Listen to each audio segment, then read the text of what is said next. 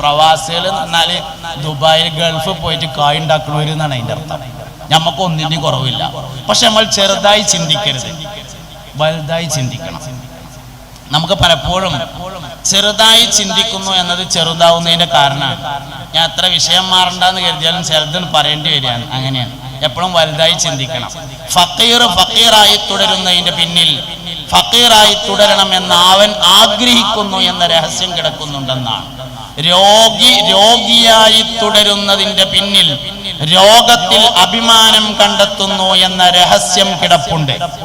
നിങ്ങൾക്ക് മനസ്സിലായോ എന്ന് എനിക്കറിയില്ല കേട്ടോ. അതായത് രോഗിയായി തുടരുന്നതിന്റെ പിന്നിൽ രോഗത്തിൽ അഭിമാനം കാണുന്നു എന്ന രഹസ്യമുണ്ട്.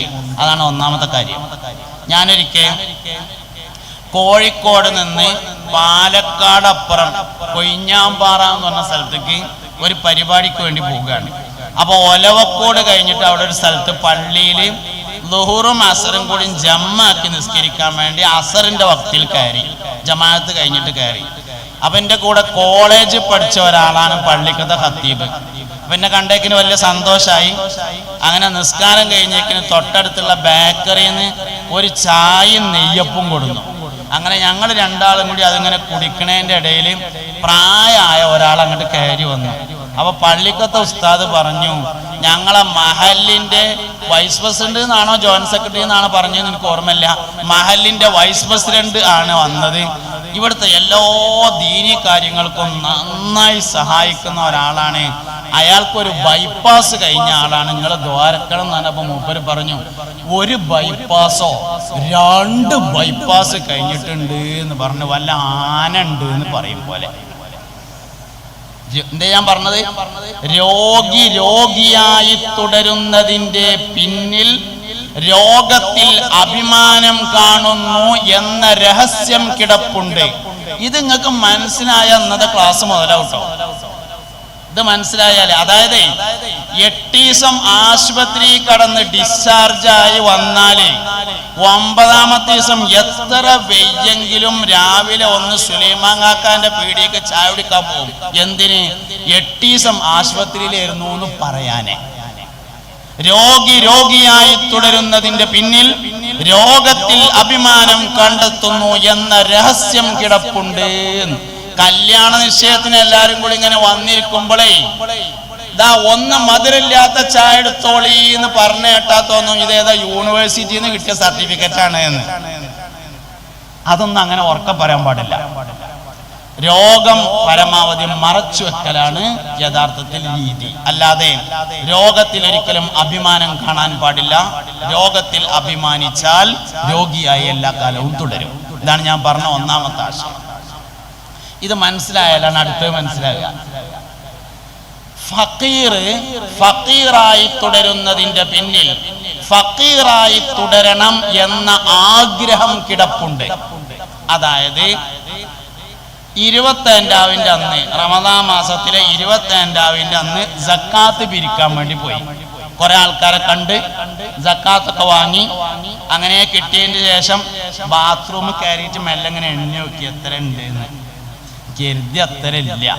അപ്പൊ അതിങ്ങനെ കീശയ്ക്ക് വെച്ചപ്പോ അങ്ങനെ മനസ്സുകൊണ്ട് വിചാരിച്ചു, പടച്ചോനെ ഈ കൊല്ലത്തെ 25ാവ് കൊറോണ നക്കിയല്ലോ, അടുത്ത കൊല്ലത്തെ 25ാവിനെങ്കിലും കുറച്ച് തോന സക്കാത്ത് തരണേ അല്ലാന്ന് ആഗ്രഹിച്ചാൽ അതിന്റെ അർത്ഥം എന്താ? അടുത്ത കൊല്ലത്തെ 25ാവിനും ഇന്ന തെണ്ടിയാക്കണേ എന്നല്ല അതിന്റെ അർത്ഥം. ഫക്കീറായി തുടരുന്നതിന്റെ പിന്നിൽ ഫക്കീറായി തുടരാൻ അവൻ ആഗ്രഹിക്കുന്നു എന്ന രഹസ്യം കിടപ്പുണ്ട്.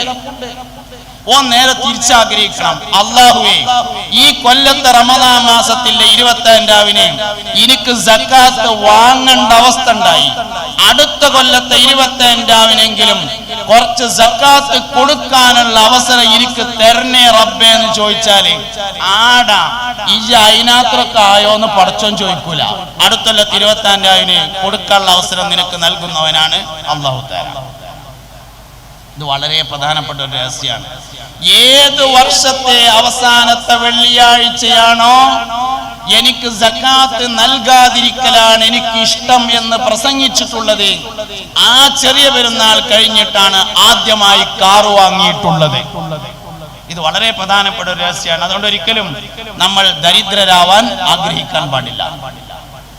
അല്ലെങ്കിലും ആശിഖായ മനുഷ്യൻ ഫക്കീറാവൂല എന്നാണ്. കാരണം ലോകത്തെ ഏറ്റവും വലിയ സമ്പത്ത് മുഹമ്മദ് നബിയാണ് സല്ലല്ലാഹു അലൈഹി വസല്ലം. ദുന്യാവിലെ ഏറ്റവും വലിയ മുതല് മുഹമ്മദ് നബിയാണ്. അതുകൊണ്ട് അതൊരു മനുഷ്യന്റെ കൈവശമുണ്ടെങ്കിൽ അവൻ ഫക്കീറായി തീരൂല എന്നാണ്. ആശിഖ് ഒരിക്കലും ഫക്കീറാവൂല. എന്തേ ഉസ്മാൻ റളിയല്ലാഹു അൻഹു 100 ഒട്ടകവും അവകൾക്ക് ചുമക്കാൻ മാത്രമുള്ള ആയുധവും ഞാൻ തരാന്ന് വിളിച്ചു പറയേണ്ട കാരണം ഉസ്മാൻ റളിയല്ലാഹു അൻഹു മദീനക്കാരനല്ല, മക്കക്കാരനാണ്. സയ്യിദുനാ ഉസ്മാൻ ഇബ്നു അഫ്ഫാൻ റളിയല്ലാഹു അൻഹു മദീനക്കാരനല്ല, മക്കയിൽ നിന്ന് 2 കയ്യും വീശി മദീനയിലേക്ക് ഹിജറ പോയ മുഹാജിറാൻ. മുത്തുനബി സല്ലല്ലാഹു അലൈഹി വസല്ലമ തങ്ങളെ യുദ്ധത്തിന് പോകാൻ വേണ്ടി ഫണ്ട് പിരിക്കാൻ വഅദ് പറയുകയാണ്. ഉസ്മാൻ റളിയല്ലാഹു അൻഹു എഴുന്നേറ്റ് നിന്ന് പറഞ്ഞു, അല്ലാഹുവിന്റെ റസൂലേ, 100 ഒട്ടകങ്ങളും അവകൾക്ക് ചുമക്കാൻ മാത്രമുള്ള ആയുധങ്ങളും എന്റെ വക തരാം നബിയേ എന്ന് പറഞ്ഞു. ഈ 100 ഒട്ടകം ഉണ്ടല്ലോ, 100 ഒട്ടകം അന്നത്തെ വലിയ സംഖ്യയാണ്. എല്ലാ കാലത്തെയും സംഖ്യ ഒരേ മാതിരിയല്ല. ഇപ്പൊ ഈ കൂട്ടത്തിലൊക്കെ വയസ്സായ പലരും 100ന്റെ നോട്ട് കാണാൻ ആഗ്രഹിച്ചവരുണ്ടായിരിക്കും. ഞാൻ സ്കൂൾക്ക് പോയി നന്നേ ഒരു ലോട്ടറി വിൽക്കുന്ന ആള്, ഒരു ലോട്ടറി കച്ചവടക്കാരൻ അനൗൺസ് ചെയ്ത് കേട്ടത് ഓർമ്മയുണ്ട്. ഒരു ലോട്ടറി കച്ചവടക്കാരൻ സൈക്കിളും അങ്ങനെ ചെറിയൊരു മൈക്കൊക്കെ വെച്ചിട്ട് അന്ന് അങ്ങനെയാണ് അനൗൺസ് ചെയ്യാണ്. 2 റുപ്യ മുടക്കിയാല് ലക്ഷക്കണക്കിന് രൂപ നാളെ നിങ്ങൾക്കാണ് എന്നൊക്കെ പറഞ്ഞിട്ട് ഞമ്മക്ക് കിട്ടാന്നൊക്കെ തോന്നും. അങ്ങനെ തോന്നിയിട്ട് അവസാനം പറയാണ് 1,00,000 രൂപയും ഒരു മാരുതി കാറും നാളെ നിങ്ങൾക്കാണ്.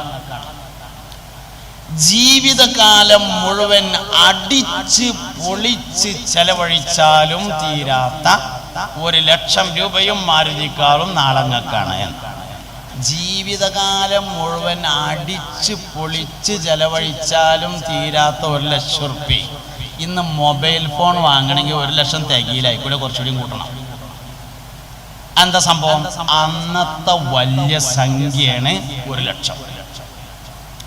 അവിടുന്നാണ്ട് 1400 കൊല്ലം ബാക്ക് പിടിച്ചാൽ അന്നത്തെ വലിയ സംഖ്യയാണ് 100. അതാണ് 100 ഒട്ടകം ഞാൻ തരാന്ന് പറഞ്ഞിട്ട് നമുക്ക് തോന്നും ഉസ്മാൻ റളിയല്ലാഹു അൻഹുവിന്റെ വാപ്പാക്ക് പുതിയ ഹൈവ വരുന്നതിന്റെ വക്കത്ത് കുറച്ച് തോന സ്ഥലം ഉണ്ടായിട്ട് വിറ്റതേ കാരണം. ഉസ്മാൻ റളിയല്ലാഹു അൻഹു ഊരമ്മ 2 കാല് മാത്രം വെച്ചിട്ടിട്ട് മക്കയിൽ നിന്ന് മദീനയിലേക്ക് നടന്നു പോയ മുഹാജിറാണ്. പിന്നെ എന്തേ കൊടുക്കാൻ മാത്രം ഉണ്ടായി? ആശിഖായ മനുഷ്യൻ ഫക്കീറാവൂല എന്നുള്ളതാണ് കാരണം. ആശിഖായ കാരണം എന്തേ? ദുന്യാവിലെ ഏറ്റവും വലിയ സമ്പത്ത് മുഹമ്മദ് നബിയാണ് സല്ലല്ലാഹു അലൈഹി വസല്ലം. ഈ സത്യത്തെ നമ്മളെല്ലാവരും മനസ്സിലാക്കുക എന്നുള്ളത് പ്രധാനപ്പെട്ട വിഷയമാണ്. അതുകൊണ്ട് മുഅ്മിനീങ്ങളെ, നമ്മള് സൽമാൻ ഫാരിസി റളിയല്ലാഹു അൻഹു 3ാമത്തെ അടയാളം തെരഞ്ഞിട്ട് കണ്ടില്ല. അവസാനം ഒരു സ്വഹാബി മരണപ്പെട്ടു. അവിടുന്ന് എന്തായാലും നബി തങ്ങൾ കുപ്പായ അയക്കും. കാരണം നബി തങ്ങൾ ഖബറളക്കാണ്ട് സല്ലല്ലാഹു അലൈഹി വസല്ലം, മയ്യത്ത് കുളിപ്പിക്കാണ്ട്, കഫൻ ചെയ്യാണ്ട്, ഖബർ കറക്കാണ്ട് എല്ലാം ഉണ്ട്. അവിടുന്ന് എന്തായാലും നബി തങ്ങൾ കുപ്പായം കഴിക്കുമെന്ന് തോന്നിയ സൽമാനുൽ ഫാരിസി ഖബർ കളക്കണേന്റെ അടുത്ത് വന്നിട്ട് ഒന്നിങ്ങനെ നോക്കി, കുപ്പായം കഴിക്കുന്നുണ്ടോ, അതിന്റെ ഇടയിൽ കൂടെ കാണാണ്ടോന്ന്. കാണാനില്ല. പിന്നെ കുറച്ച് കഴിഞ്ഞിട്ട് പുറത്ത് വന്നിട്ട് ഇങ്ങനെ ഇങ്ങോട്ട് നോക്കി, കാണാണ്ടോ. പിന്നെ ഇവിടെ വന്നിട്ട് ഇങ്ങനെ അങ്ങനെ മറവ് ചെയ്യൽ കയ്യോളം നോക്കി, കണ്ടില്ല. എല്ലാരും ഇങ്ങനെ പിരിയാൻ തുടങ്ങിയപ്പോ നബിതങ്ങൾ ചോദിച്ചു, സൽമാൻ അല്ലേ ആ നിൽക്കണത് എന്ന് ചോദിച്ചു. അതിന് മുമ്പ് പരിചയപ്പെട്ടിരുന്നില്ല കേട്ടോ, 3 പ്രാവശ്യം കണ്ടിട്ടുണ്ട്, പക്ഷെ പരിചയപ്പെട്ടിട്ടില്ല. സൽമാൻ അല്ല അത് എന്ന് ചോദിച്ചു. ആന്ന് പറഞ്ഞു. ദേശം അടുത്തേക്ക് മാറും. കുപ്പായത്തിന്റെ കുറുക്കഴിച്ചിട്ട് ഇതല്ല ഇജ നോക്കണെന്ന് ചോദിച്ചപ്പോ പറഞ്ഞു, അഷ്ഹദു അല്ലാ ഇലാഹ ഇല്ലല്ലാഹ് وأشهد أن محمد رسول الله.